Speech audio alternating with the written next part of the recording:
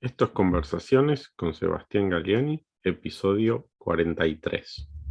Nuestro invitado de hoy es Walter Sosa Escudero.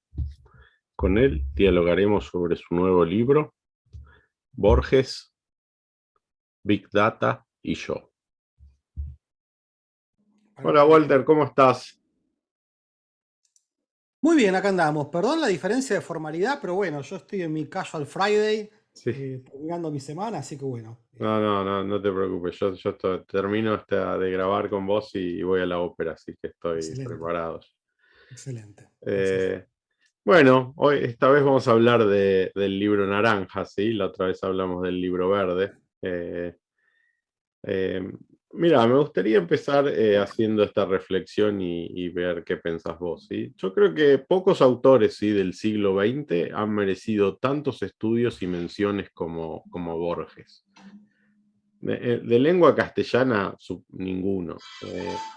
Ahora, muchos de estos estudios sí han caído digamos, el exceso de análisis académico. O sea, creo que Borges no estaría contento con muchos de ellos. De hecho, creo que a varios los detestaría, ¿sí? Pero pienso que un libro como el tuyo sería de su agrado. O sea, porque básicamente es un libro que no, a diferencia de otros en el cual tratan de encasillarlo en algún tipo de literatura o de descifrarlo, construye sobre una posible interpretación de varios de sus cuentos, ¿sí? Y creo que eso está en el espíritu de Borges. ¿Qué pensás vos? Bueno, primero muchas gracias, ¿no? Vos sabés que es una pregunta que me han hecho mucho, ¿no? ¿Qué opinás vos que pensaría Borges, ¿no? Y bueno, a mí me tocó tragarme entero el Borges de Bioy, ¿no? Que es una entrada al backstage de la cabeza de Borges. Y yo creo que Borges se hubiese matado de risa, como con todo, ¿no? Así que en definitiva me halaga que digas que quizás a Borges le hubiese gustado, ¿no? Em, una visión de Borges, dicha por el propio Borges, es que Borges más que un escritor era un reescritor, ¿no? Él siempre, obviamente que se jactó, siempre es conocida su frase de que él se jacta de lo que leyó, no de lo que escribió. Eh, entonces, lo que yo me propuse hacer con el libro, primero no es una idea mía, es jugar con Borges. O sea, yo creo que si vos me decís explícitamente Borges se ocupó de las cosas que yo digo que yo me menciono en el libro, no, no, no. De hecho, me tomé el trabajo de buscar si había en toda su obra alguna mención explícita a la estadística y encontré Mm, una sola. Hay un artículo que está en la revista esta multicolor, que él trabajó en un tiempo, que misteriosamente menciona a Pearson, ¿está bien? Pero por razones completamente eh, ajenas, te diría que a la estadística, ¿no? Después está el famoso desliz de la estadística y la democracia, pero él después se arrepintió de eso, o sea que seguir escorchando en eso me parece que es, como vos decís, es sobreanalizar a Borges, ¿no? Pero ujú. yo lo que intenté hacer es jugar con Borges, es invitar a los lectores a que jueguen conmigo.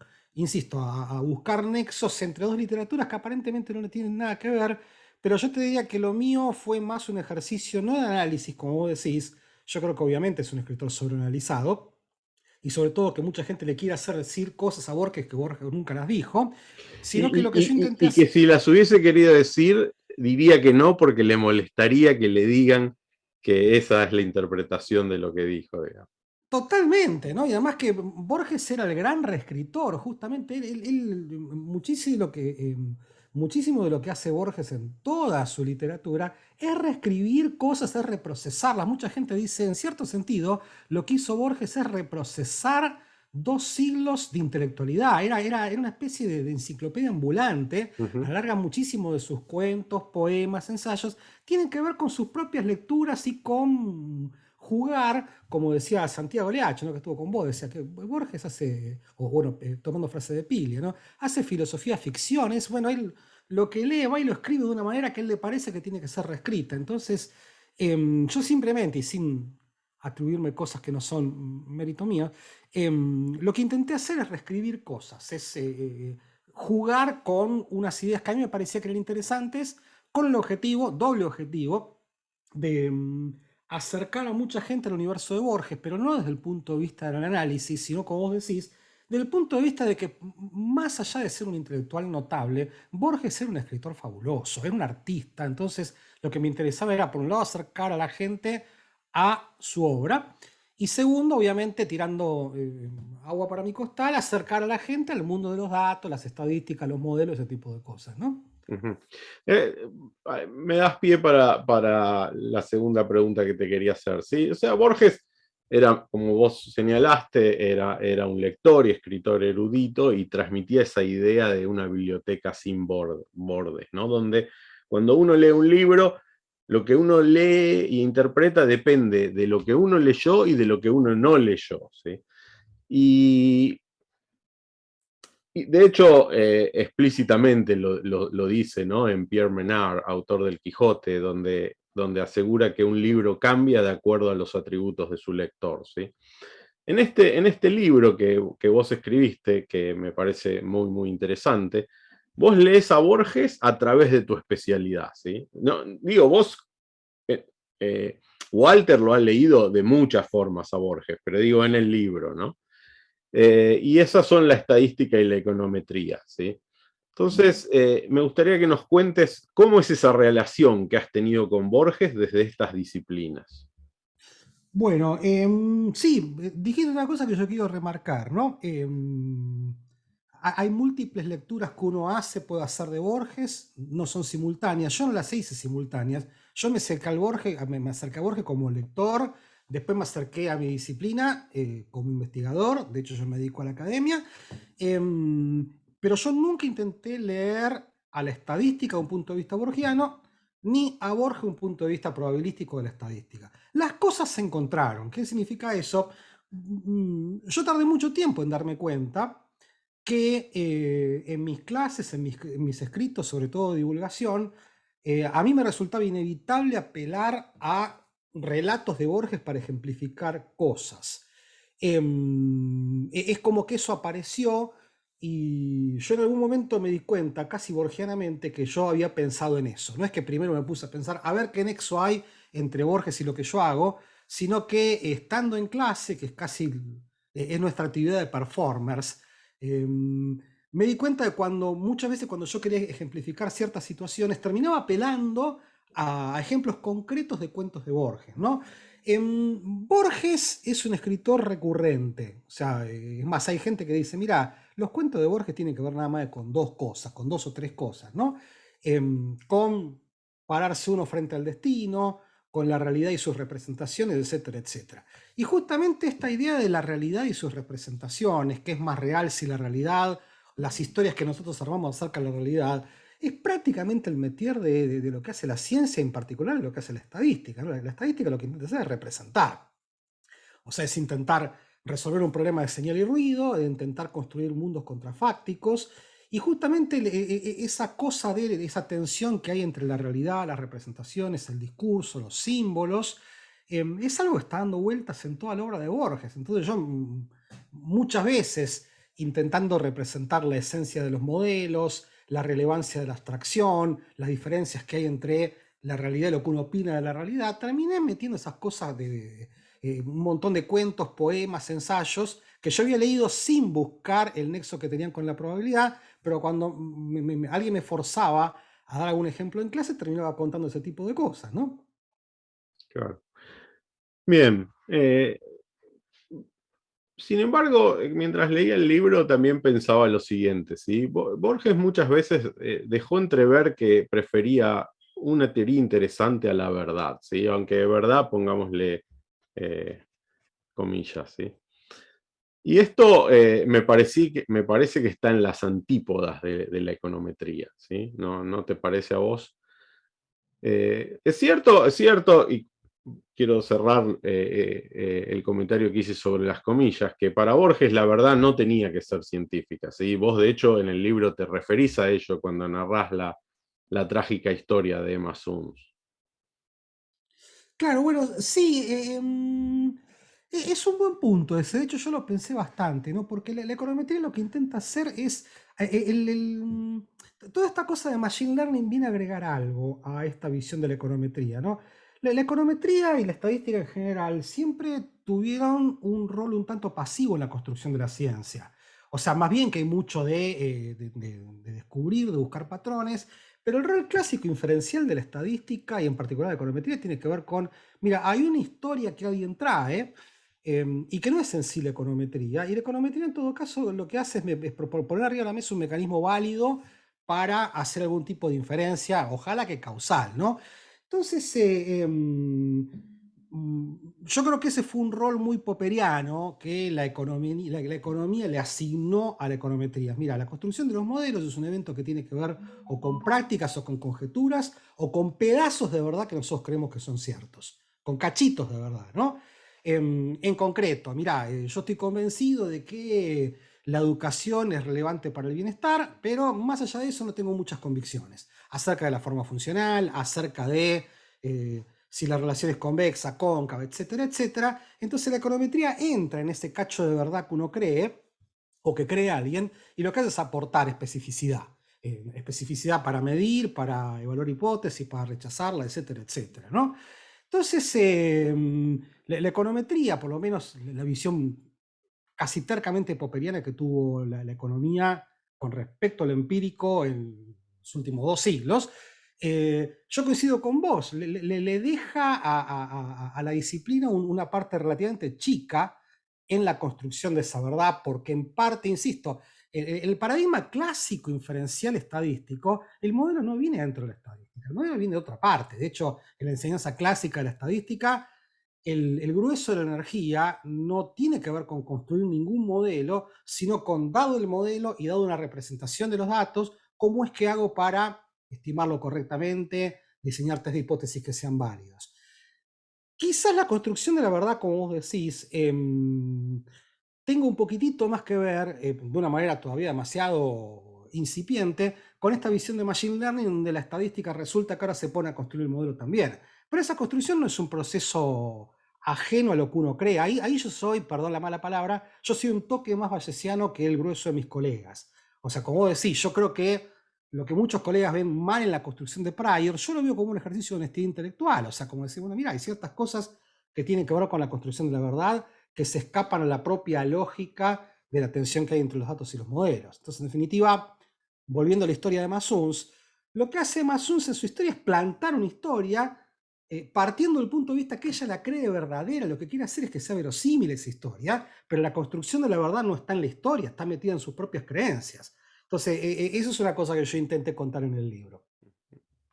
Bien, va a parecer que estamos muy coordinados, que la arreglamos antes la entrevista, porque cada respuesta tuya me da pie a la pregunta que tenía planeada a continuación. Dice, en la charla anterior, ¿sí? Cuando hablamos sobre el libro verde, que era sobre Big Data principalmente, mencionamos a Stephen Stigler, que es hijo de George Stigler, premio Nobel de Economía, ¿sí? Y también es profesor de la Universidad de Chicago.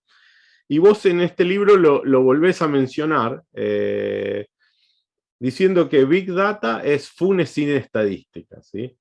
Me pareció muy ingenioso. ¿Qué quieres decir Stigler y vos con esto? ¿Sí? Fue una chanza, o sea, fue una chanza de Stigler que generó un lío bárbaro. De hecho, esto apareció en un libro de Stigler que se llama Los 7 pilares de la sabiduría estadística y terminó generando mucho lío, porque fue casi un tuit, a lo cual Xiao Li Meng, que en esa época era el director del Departamento de Estadística de Harvard, dictó un seminario que se llama Funes y Big Data para estudiantes de toda la universidad. O sea, generó muchísima discusión, ¿no? Porque un poco lo que quiere decir Stigler, y yo me sumo quizás por una cuestión de formación profesional, es que los datos per se tienen una entidad, pero no tienen toda la entidad que hace falta para, como decís, para buscar la verdad o para decir algo que tenga que ver con la verdad, ¿no? En cierto sentido, lo que quiere decir Stigler es que si esto de Big Data es una revolución, en parte es una revolución de datos. Yo creo que más que la masividad, lo que está aportando Big Data tiene que ver con poner arriba de la mesa ciertos aspectos del comportamiento humano que hasta ahora no teníamos la menor idea cómo se podían llegar a medir o cuantificar, pero, o sea, que más que el tamaño, lo que está aportando Big Data es New Data más que Big Data. Pero segundo, es también una revolución, si se quiere, algorítmica de métodos, y en particular es una revolución de preguntas, ¿no? Me parece que había ciertas preguntas latentes que antes las guardábamos adentro de la caja, preguntas que no sabemos si podemos enfrentarlas porque no sabemos, porque no tenemos datos. Entonces me parece que lo que ha pasado, sobre todo con las disciplinas sociales y del comportamiento humano, es que ahora con sensores, con tweets, con secuencias de clics, de compras y de ventas, podemos enfrentar algunas preguntas sobre procesos decisorios que hasta hace 30 años no sabíamos ni cómo hacerlo. Entonces, un poquito lo que quiere decir Stigler es, mirá, en muchas disciplinas que involucran el comportamiento humano, el éxito de Big Data tiene que ver, ok, con los datos, pero no linealmente tiene que ver con ciertas preguntas latentes que estaban dando vueltas y con una tecnología estadística, algorítmica, lo que quieras, que lo que hace es, ok, separar un montón de ruido y quedar nada más que con la señal que es capaz de responder esa pregunta. Pero en definitiva, el éxito de Big Data de muchas de estas disciplinas está guiado por una pregunta. Y justamente eso es lo que es la antítesis de Funes, ¿no? Funes, todo lo que opinaba Funes, si lo hacemos hablar, es que más allá de los datos no hay nada, porque los datos en sí tienen entidad. Entonces, Funes apostaría a, mirá, viste, yo querría tener todos los datos y cada dato que aparece es información nueva porque no es asimilable a nada que haya estado, porque desde cierto punto de vista, Funes termina opinando que los datos son el principio y el fin de las cosas. Un poco socarronamente lo que quiere decir Stephen Stigler es que la estadística tal como la conocimos es tan responsable de la entidad del fenómeno de Big Data como los datos, como la computación, como Machine Learning, etcétera, etcétera. Es un poquito esa la discusión que planteó Stigler y yo la tomé, obviamente, ¿no? Al final del libro que vos mencionás, los 7 pilares de la estadística, eh, él hace referencia a la importancia de un modelo, ¿sí? De un modelo teórico para analizar los datos. Y de hecho, alguna vez que tuve oportunidad de hablar con él sobre eso, me dijo que él estaba muy influenciado por su papá, ¿no? Que el ejemplo que cita ahí, si no recuerdo mal, de Marshall, de Alfred Marshall, se lo había pasado su papá, básicamente. Bien, siguiendo con lo que decías, ¿sí? Vos también te referís en el libro al cuento de Borges, del rigor de la ciencia, ¿sí? En el que Borges explica magistralmente el rol de un modelo, o sea, de una abstracción analítica, a la hora de poner orden en nuestra comprensión del mundo. Y esta idea de poner orden, también aparece mucho en Borges y que vos resaltás en relación también a su pasión por las enciclopedias, ¿no? Que tienen ese objetivo. Entonces la pregunta que te quiero hacer es si se puede ordenar el mundo solamente utilizando datos, incluso si se dispone de una cantidad infinita de datos. ¿Sí? Un poco ya anticipaste la respuesta, pero creo que por eso te decía que veía venir que las preguntas que yo había pensado estaban muy encajadas con lo que vos venías diciendo. Ciertamente, y todo nos retrotrae también a cómo comenzamos esta conversación, ¿no? Que cuando vos empezar, lo más interesante de leer a Borges es releerlo, ¿está bien? Porque uno no es el mismo, entonces en definitiva basta que te hagan un comentario sobre un cuento para que vos lo leas de vuelta a una perspectiva completamente fresca, ¿no? Entonces llama la atención en la relectura de Borges que hay ciertos relatos, ciertos ensayos que parecen aclaraciones comentarios, reelaboraciones de un mismo cuento, ¿no? Del rigor en la ciencia, Borges cuenta las peripecias de unos cartógrafos de antaño que empiezan a construir un mapa y en pos de mejorarlo, terminan armando un mapa de escala 1 en 1, ¿no? Es un párrafo muy cortito, que nada más que él puede escribir con tanta precisión, ¿no? Y un juego que yo hago con mis alumnos o cuando doy charlas para chicos, colegio secundario, es, leemos todos en voz alta ese párrafo y le digo, si ustedes tuviesen que elegir una sola palabra de ese párrafo, ¿cuál elegirían? Y un poco la que yo elijo es inútil, porque el mapa es descartado por inútil y Borges utiliza magistralmente esa palabra Uh -huh. que es inútil, ¿no? Cuando aparece la palabra inútil, en la construcción de un mapa, un poco lo que quiere sugerir Borges, y que es bastante obvio deducirlo, es que cualquier modelística obedece un propósito. O sea, si yo no tengo un propósito, termino construyendo naturalmente el mapa de Borges escala uno en uno, ¿no?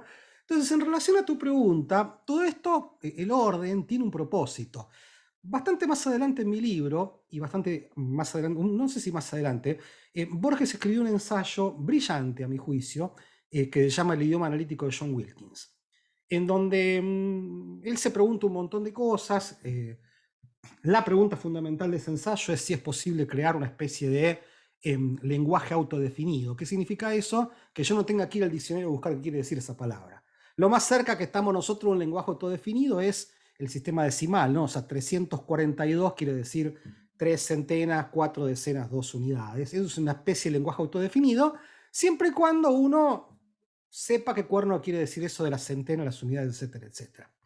En ese ensayo, Borges dice que a la larga cualquier orden es conjetural y provisorio, porque a la larga el orden depende de lo que nosotros entendemos que es el universo.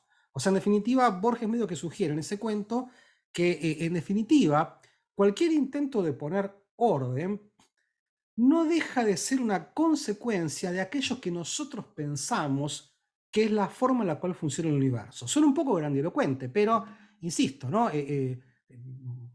Pensemos en ejemplos bastante más banales, ¿no? Que es, yo qué sé, cómo ordenar tus libros. Está bien, yo vi que tenés un montón de libros dando vuelta, Mm. y vos ves que yo tengo atrás libros, y la pregunta que se hace todo el mundo es, bueno, pero ¿cómo ordenar los libros? Por autor, por color, los pones así nomás y los buscás. Cualquier orden que vos tengas o deja de tener en tu biblioteca no deja de ser una consecuencia de cómo vos pensás que funciona tu mundo. ¿Está bien? Entonces, medio que lo que Borges dice es dos cosas. Primero, mientras no entendamos cómo funciona el mundo en forma definitiva, olvídate el orden. Y después, medio que borra lo que escribe con el codo, dice, bueno, pero es loable el hecho de ordenar el mundo. O sea, el intento de ordenarlo, a la larga es un intento de ver cómo funciona el mundo. Entonces, en definitiva, Borges dice, mira, primero, la respuesta a la pregunta que vos me haces es no, porque a la larga los datos que nosotros tenemos no son independientes de lo que nosotros opinamos que es un dato. O sea, una postura filosófica que aparece en Borges recurrentemente es que el estatus del dato no es independiente de lo que uno pide que es el mundo. Insisto, si vos te metiste en la cabeza que en todo lugar y tiempo la inflación es un fenómeno puramente monetario, todos los datos que no sean de inflación y emisión no son datos, son cosas que andan por ahí dando vuelta. ¿Bien? Entonces, existe cierto planteamiento teórico que dice, estos son datos para mí. Entonces, un poco lo que dice Borges, te respondo con lo que dice Borges, ¿no? La respuesta es no, a menos que tengamos una versión definitiva de cómo funciona el mundo, en cuyo caso sí los datos pueden ordenar, ¿no? Pero por otro lado, una vez que uno tiene ciertas eh, opiniones más o menos firmes acerca de cómo funciona el mundo, los datos permiten ordenar bastante. O sea que en definitiva, por eso te digo que la respuesta es un poco ambigua, porque la existencia de datos de Big Data permite poner cierto tipo de órdenes, siempre y cuando uno se ponga de acuerdo acerca de cuál es la forma de ordenar. ¿Está bien?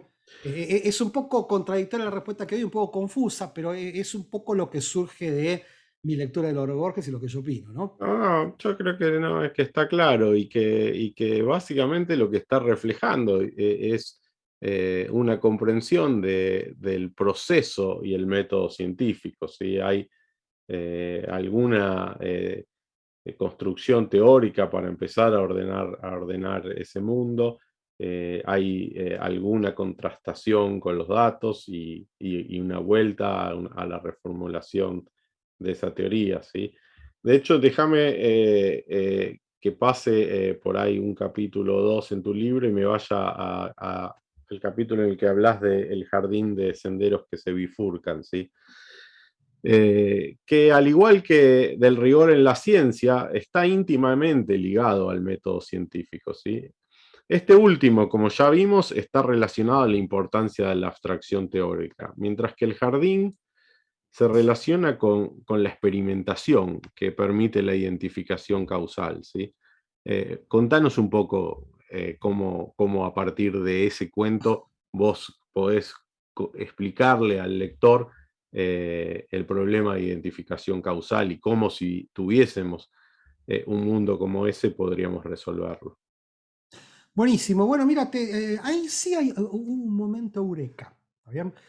Posiblemente el principal nexo que yo encontré entre lo que hacemos nosotros y Borges tuvo que ver con ese cuento, ¿no? A mí siempre me pareció que, para los que no conocen el cuento, Borges juega mentalmente con un laberinto que en vez de ocurrir... Esta frase de que de todo laberinto se sale por arriba, ¿no? Creo que era de Marechal, pero del laberinto de Borges no se puede salir por arriba, porque no hay ni arriba ni abajo, es un laberinto construido en el tiempo. O sea, Borges juega con esta idea de ¿y qué si coincidimos con nuestros contrafácticos? O sea, acá estamos nosotros dos hablando, pero yo que sé, en algún lugar tiene que estar la versión mía que te dijo, no, mira, ese virus no puedo y andás a ver qué tengo que hacer, ¿no? Entonces, en definitiva, Borges dice expresamente que en el laberinto que él plantea, coinciden todas nuestras versiones, o sea, son como si fuesen infinitas series de tiempo que viven en forma paralela y como si uno tuviese acceso a esos infinitos senderos paralelos. Ok, entonces yo siempre lo vi como, ¿cómo sería un mundo en donde vos tenés acceso a los contrafácticos? No tenés que andar inventándolos como en un experimento o deduciéndolos como en un modelo, ¿no? Y esa idea siempre me zumbaba, andaba dando vueltas por ahí, pucha, y yo la contaba mucho en mis clases, está escrito sobre eso, y de repente me aparece el libro de el de Angris y Pischke, ¿no? Ujú. Mostly Harmless Econometrics en el año 2009, y tiene un mundo, tiene un capítulo cuyo subtítulo es Parallel Worlds, ¿está bien? Que justamente ellos lo usan cuando empiezan a hablar de diferencias en diferencias, ¿no? El Ujú. método clásico de la inferencia causal, donde vos construís senderos paralelos y los comparás, ¿no? Y yo dije, claro, acá está el punto, ¿no? Entonces, un poco lo que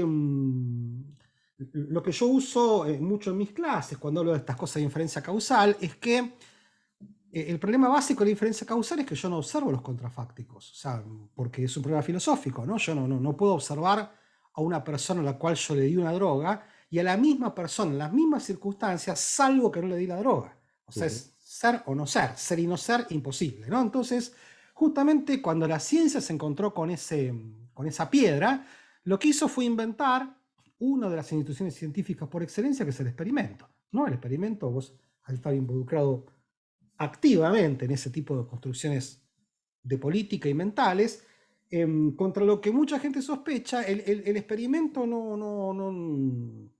observa contrafácticos, lo que hace los inventa, o sea, los crea de una manera artificiosa bajo un principio de validez, o sea, básicamente en donde a una persona le dan una droga, a otra persona no se la dan, y si bien son la misma persona, una vez que se controlaron por ciertas características, es válido pensar que es como si estuviésemos observando a la misma persona en la circunstancia en la que tomó una droga y no la tomó.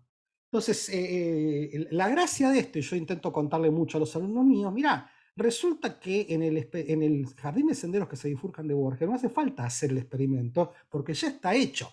O sea, es una circunstancia bizarra en donde vos no tenés que crear el contrafáctico, sino que vas y lo buscas y lo comparás, y la comparación es válida porque el jardín de senderos que se bifurcan te permite encontrarme a mí, que estoy hablando con vos, y en algún lugar anda por ahí la versión mía que decidió no aceptar esta entrevista porque tenía que hacer otra cosa. Pero en definitiva, ese relato de Borges, que es un relato muy complejo, muy rico, entre paréntesis, y como vos decís, tiene muchas lecturas, me parece que es un ejemplo muy claro de lo arduo que es hacer ciencia, porque uno tiene que construir ciertos contrafácticos, no cualquiera. O sea, uno tiene que aislarlos para que aparezcan las respuestas a la pregunta que uno está buscando. Entonces, en definitiva, lo que hace un meteorólogo cuando quiere decir 90% de probabilidad de chaparrones, quiere decir que en el 90% de los modelos que pudo construir y que son representaciones válidas de la realidad, llueve. Eso quiere decir 90% de chaparrones, ¿no? Que tampoco, entre paréntesis, una idea mía, eso, hay un libro muy lindo que se llama Statistical Rethinking de Richard Ujú. McElrath, que es toda una revolución en la enseñanza de la estadística. Él utiliza esa misma idea del jardín de senderos que se bifurcan para ilustrar cómo funcionan las probabilidades. ¿Qué significa 90% de probabilidad de chaparrones? Que en el 90% de los senderos alternativos del jardín de senderos que se bifurcan, llueve. Entonces, lo que hace la ciencia es buscar cuáles son esos senderos alternativos, no en todos, sino en los que son relevantes para representar la realidad. Yo me agarré de ese ejemplo, me agarro mucho de ese ejemplo para hablar de cómo se interpretan las probabilidades, de cuál es la esencia de un experimento, de la creación de contrafácticos, de cosas en las cuales vos has sido experto, que es en la observación de ejercicios cuasi experimentales, etcétera, etcétera. Y también yo creo que es muy útil, o sea, sería muy útil para cualquier persona, ¿no? Entender la interpretación correcta de esas probabilidades, porque muchas de las discusiones que yo veo no tienen ningún fundamento, ¿no? O sea, alguien dice, mira, eh, hace un análisis y dice, va, lo más probable que pase es esto, y no dice es seguro, ¿no? Entonces, si después no pasa, toda una discusión si se equivocó o no, y es recurrente, ¿no? En la sociedad ese tipo de discusiones, que la verdad que no sé cómo uno las puede sostener, dado que quizás no se equivocó en nada, quizás la probabilidad era 80% y simplemente en esa única realización no se dio el evento que era más probable, ¿sí? Totalmente. Esa es una discusión muy complicada y de hecho me parece que a veces nos enfrenta a la parte más complicada de nuestro sistema educativo, ¿no? Técnicamente vos estás haciendo referencia a la distinción que hay entre variables aleatorias y realizaciones de variables aleatorias. O Ujú, sea, si vos me decís que va a salir cara o seca, ex ante, que es cuando es interesante hablar de probabilidades, ujú, las chances de que salga caro o seca son 0,5, si vamos al caso, ¿no? Ahora, que vos tires una moneda y salga caro o seca no me dice absolutamente nada, porque el assessment de las probabilidades no es el assessment acerca de un resultado en particular. El chiste, no me gusta mucho este vocabulario, pero no se me ocurre otro. Yo digo, mira, las probabilidades son características del rifle, no de los disparos. Bien, o sea, el hecho de que el rifle sea insegado, eficiente, es una característica del rifle. Ahora que vos me digas, mira, salió cara, eso refuta que las chances eran 50 y 50. No lo refuta nada, porque las chances son un assessment ex ante de ciertos eventos, no ex post. La ujú. relación entre ex ante y ex post es brava, de hecho, muchísimo de la estadística bayesiana tiene que ver con eso, pero yo creo que no tenemos una buena educación intelectual, sobre todo a nivel de chicos chicos, ¿no? Primaria, secundaria, en qué significan las probabilidades, qué significan las chances, qué significan los datos en todo este despelote, ¿no? Sí. En qué significan las probabilidades condicionales. Ahí tenemos que trabajar un montón. No, no, y sabiendo que va a sonar incluso más esotérico, te voy a decir que además es más complejo porque el mundo es no ergódico, ¿sí? Entonces, eh, aun si quisiésemos dirimir eh, si aquel statement ex ante estuvo correcto, eh, tratando de repetir el Exactamente, no, no. experimento, no podemos, ¿sí? No podemos porque el mundo cambió. Claro, exactamente, no, no, es un hecho bastante horrible porque tu representación del infinito es en una circunstancia y ahora vos creaste otra nueva y tenés que suponer que es exactamente lo mismo. Entonces la falta de ergodicidad justamente lo que hace es decir, mira, este es un evento que es esencialmente nuevo. Entonces, ¿en qué sentido los datos que vos tenías para adelante te juegan como si fuesen muchos datos ahora? Entonces, que entre paréntesis, bueno, paso un poco de chivo también, ¿no? Dentro de un par de años, si todo sale bien, mi próximo libro tiene que ver justamente con ese problema que vos estás diciendo. Sobre, ¿y qué sentido entonces tiene hacer predicciones? O sea, el próximo libro va a tener que ver con todo ese despelote. Bueno, haremos una tercera charla. Volvamos entonces a otro de los cuentos de Borges que vos tomás, que es La Biblioteca de Babel, que es un cuento también sobre el que los matemáticos sí han escrito muchísimo, fascinados con ese cuento, ¿sí? Pero a mí me interesa que vos nos digas, siguiendo con la estadística, ¿qué nos dice ese cuento sobre las correlaciones espurias? Bueno, es un cuento bastante raro la Biblioteca de Babel porque no es un cuento. Yo medio que siempre lo digo así, mira, y sin desmerecer la obra de Borges, ¿no? La Biblioteca de Babel es como si fuese uno de esos folletos que te dan cuando vas a una biblioteca, ¿no? Que te la describe, te dice cómo está armada. Y para los que no han leído el cuento, es una biblioteca que contiene todo. Todo significa todo aquello que es posible escribir con combinaciones de 28 caracteres, signo de puntuación, etcétera, etcétera, ¿no? Em, y acá aparecen dos, el cuento tiene que ver con dos cosas. Primero que el todo, como yo lo acabo de escribir, es un todo finito, es ridículamente grande, es exageradamente grande. Cualquier ejercicio que uno haga de pensar cuánto mide la biblioteca de Babel, te da, mira, no te entra el universo para contenerla, y tiene todo, todo significa que está el libro que yo escribí, pero en realidad este libro ya estaba escrito antes, estaba en la biblioteca de Babel antes que yo lo haya escrito. Entonces, esto es primero una reflexión de que, por lo menos un punto de vista estrictamente mecánico, no existe tal cosa como escribir. En todo caso, lo que existe es encontrar, ¿no? Porque dice, mirá, si nos aferramos a una definición bastante tosca de que los libros son ciertas combinaciones astutas de letras, espacios y signos de puntuación, todo ya está escrito, ¿no? Entonces, en cierto sentido, y de una manera un poco tosca, me parece que lo que plantea la Biblioteca de Babel es que el ejercicio de escritura, de creación, no deja de ser un ejercicio de búsqueda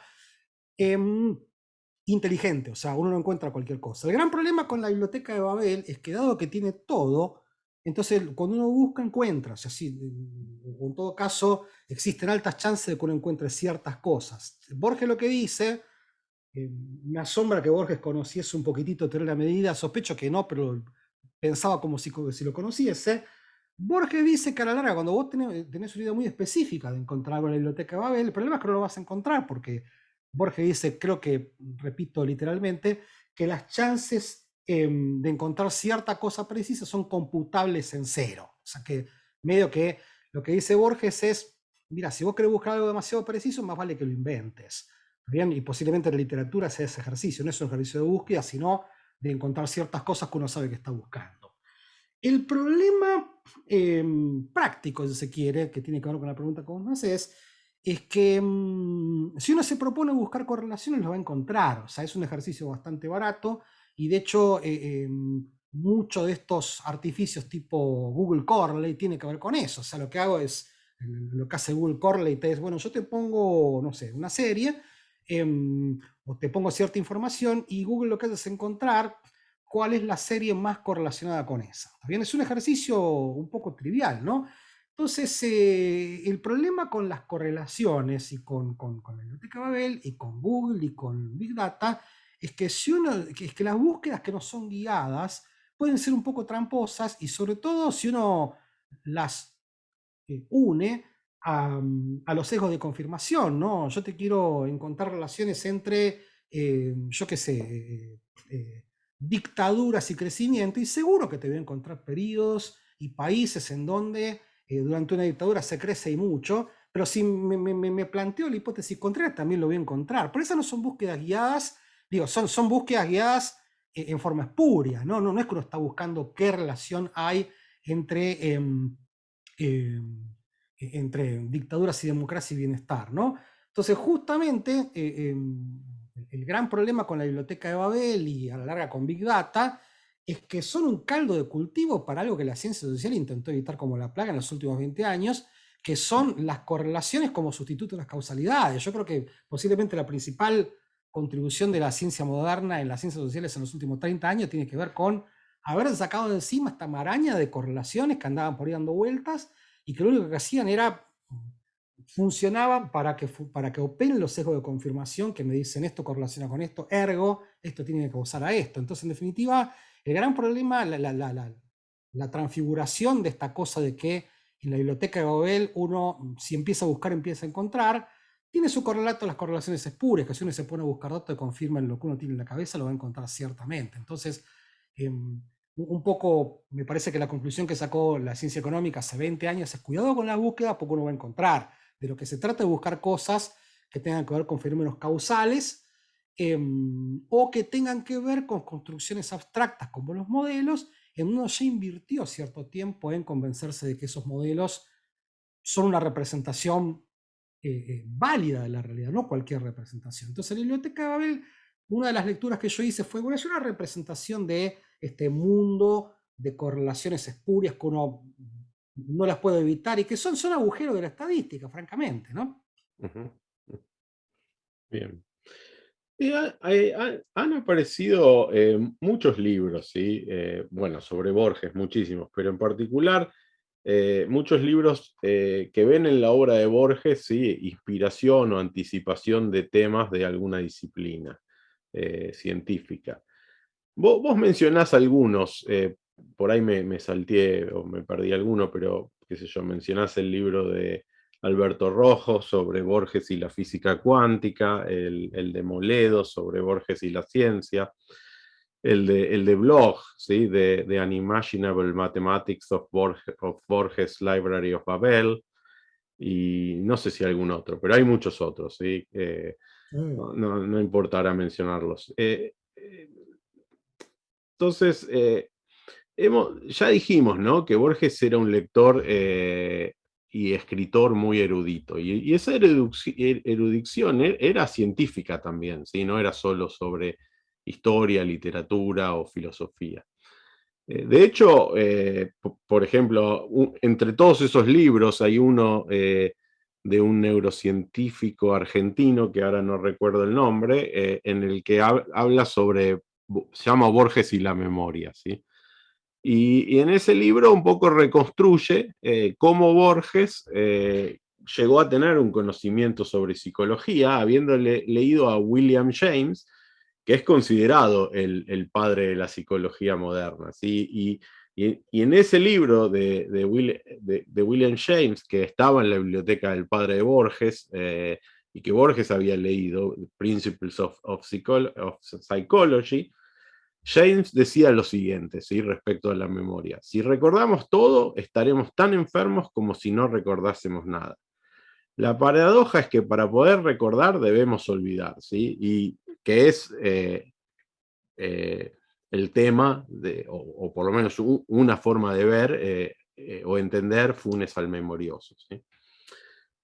Entonces, ¿a dónde apunto con esto? ¿Sí? Apunto a que Borges seguro conocía sobre metodología de la ciencia y causalidad. Y también probablemente conocía bastante de estadística, aunque vos ya me dijiste que hiciste una revisión exhaustiva de lo que Borges es, de toda la, la literatura, digamos, de todos los escritos de Borges, no quiero decir literatura porque muchos son ensayos, y no encontraste mucho, pero siguiendo un poco la trayectoria intelectual de Borges, es probable que él conociese bastante de estadística. Mm. ¿Qué es lo que vos sabés sobre esto? Mira, poco. A ver, se sabe poco.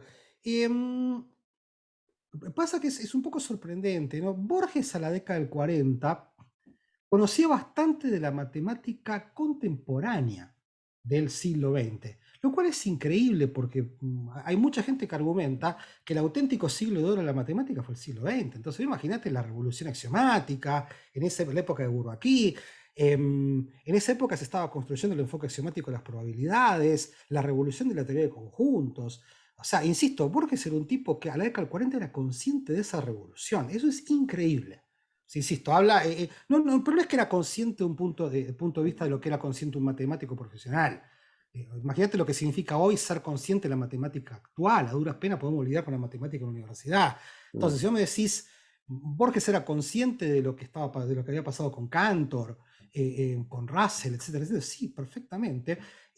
Pasa que Borges era un tipo tan imaginativo, tan brutalmente inteligente, que con muy poquitos elementos, él podía construir un universo. Entonces, en definitiva, quizás en términos de cuánto es que Borges conocía de la estadística, yo sospecho que poco y nada con este nombre de una manera tan formal, pero que Borges era consciente de la relación entre los infinitos, de aquellos problemas elementales que eventualmente dieron nacimiento a la teoría de la medida, no me cabe la menor duda, ¿no? Hay un famoso libro que mucha gente cita, y yo también lo cito, que es un libro bellísimo que se llama Matemáticas e Imaginación. Y Borges lo leyó y después lo editó en su colección, Ujú. escribió un prólogo también muy contundente. Y Borges conocía esas cosas que hablan de topología, que hablan de cardinalidad, con bastante detalle. O sea que en definitiva, quizás Borges no conocía ciertos detalles de la estadística como disciplina, pero que estaba familiarizado con los problemas que dieron nacimiento a o que preocuparon a la estadística, no me cabe la menor duda. O Pero sea, ¿no crees insisto. que como adicto lector a la enciclopedia británica, al menos conocía todo lo que sobre estadística aparecía en la enciclopedia? Sí, sí, sí, a ver, Por eso te digo, en forma directa yo no encuentro evidencia, pero en forma indirecta sí, porque cierto tipo de razonamiento es muy afín a esa época.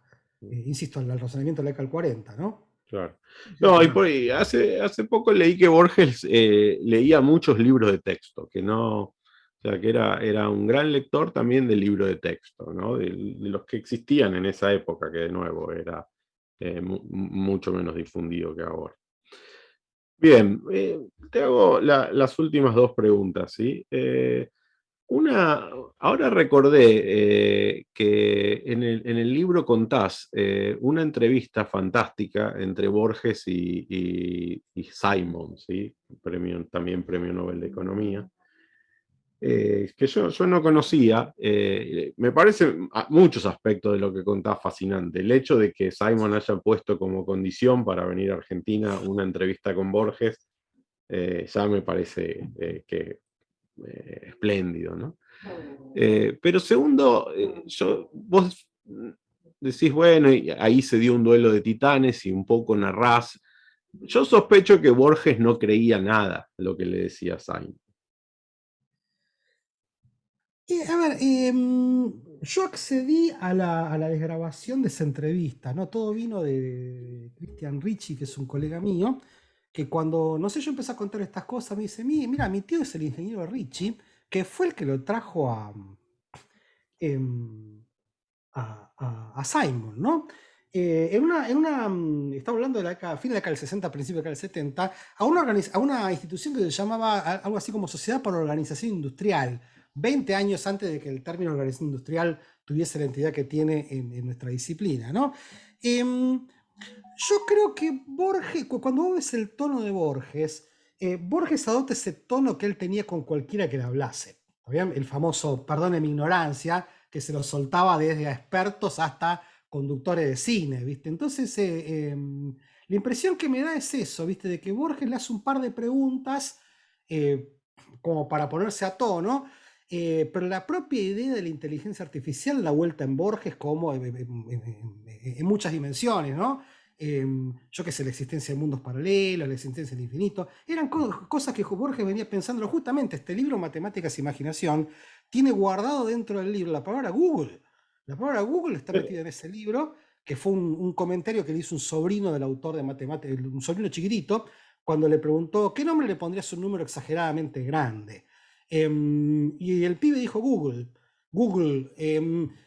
O sea que en definitiva, estamos hablando de que en todo caso esas ideas le andaban dando vuelta a Borges en la cabeza por lo menos 30 años antes de... No, eso no lo pongo en duda, pero yo creo que había, que a Borges le parecía o le sonaría todo muy determinístico para alguien que creía que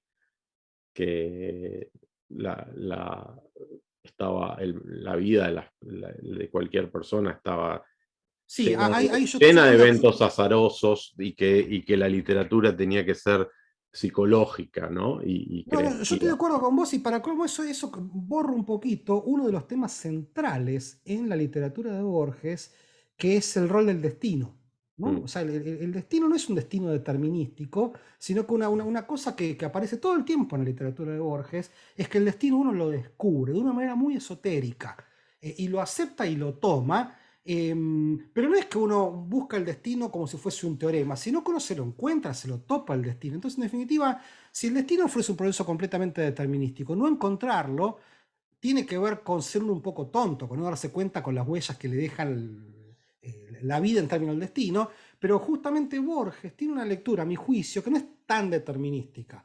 De hecho, Borges, ujú. un tema que aparece todo el tiempo en Borges, es el propio Borges encontrándose con su destino sudamericano, de escritor, etcétera, etcétera, y aceptándolo pasivamente, pero es un descubrimiento. O sea, en cierto sentido, Borges va a buscar su muerte en el cuento del sur. En cierto sentido, en la lectura del Jardín de Sendero de Sebifurcan, es Borges aceptando su destino y diciendo, ok, esta es la que me tocó, vení, matame. Pero hay una sorpresa en encontrarse. O sea, Borges se sorprende, por ejemplo, cuando ve la Aleph. Borges se sorprende, se emociona, cuando se da cuenta qué es lo que le va a pasar eh, en el Jardín de Senderos que se bifurcan. Y Borges acepta mansamente el destino cuando lo cuenta en el sur. O sea que en definitiva Yo creo que Borges no hubiese aceptado nunca una lectura tan determinística, mecanicista, porque me parece que contradecía lo que él vivía y opinaba y escribía acerca del destino, que tiene un componente, no sé, la palabra que más me sale es fortuito, pero me parece que es algo bastante más complejo que lo fortuito y ciertamente no es determinismo en el sentido de Laplace, no es que te faltan datos y por Ujú, eso no me di cuenta que mi destino es ser un escritor latinoamericano. No, no, no, claro. es algo bastante más complejo. Pero esa era un poco la posición de Simon en esa charla y por eso Claro, creo que Borges no estaba de acuerdo. sí, yo Bien, estoy de acuerdo con lo que decís, sí, sí, eh, sí, sí. bien, para terminar, y de nuevo creo que cae justo la pregunta que tenía pensada, es, a pesar de todo, ¿sí? Borges creía que igual teníamos un deber moral y ese era el de ser felices, ¿sí? Por mucho tiempo creyó que esa felicidad estaba en los libros, pero hacia el final de su vida también reconoció o empezó a decir que era muy importante la capacidad de amar y amar, ¿no? ¿Vos qué pensás de esto? Bueno, coincido con vos y sobre todo me parece que la respuesta está en los poemas, ¿no? Cuando vos empezás a ver los poemas, que para mucha gente es la parte más rica de Borges, y quizás hasta Borges opinaba que su verdadero talento literario está metido en los poemas, y es porque, sobre todo en los poemas más tardíos, es que aparece de una manera un poquitito más clara la idea de belleza y de otras cosas hedonistas que están metidas en un Borges, a mi juicio, un poco más maduro. ¿No? Es como que cuando mucha gente me agarra del Borges, me habla del Borges, de laberintos intelectuales, etcétera, etcétera, le digo, mira, léete el poema de los dones, léete los justos, y vas a ver que aparece un Borges hedonista, un Borges que opina que hay algo que tiene que ver con la naturaleza de las personas, que tiene que ver con la belleza, con lo lindo, con la capacidad de amar, etcétera, etcétera, etcétera. Y yo creo que eso se nota un poquitito más en la lectura de sus poemas que en sus ensayos y que en sus cuentos. Sí, sí, yo Mm. estoy de acuerdo con vos, ciertamente. Bien. Bueno, Walter, como siempre, un placer hablar con vos y seguimos en contacto, ¿sí? Igualmente, che, muchísimas gracias. Te comprometo para mi próximo libro dentro de un par de años. ¿Eh? Dale, hasta el próximo libro entonces. Abrazo. Buenísimo.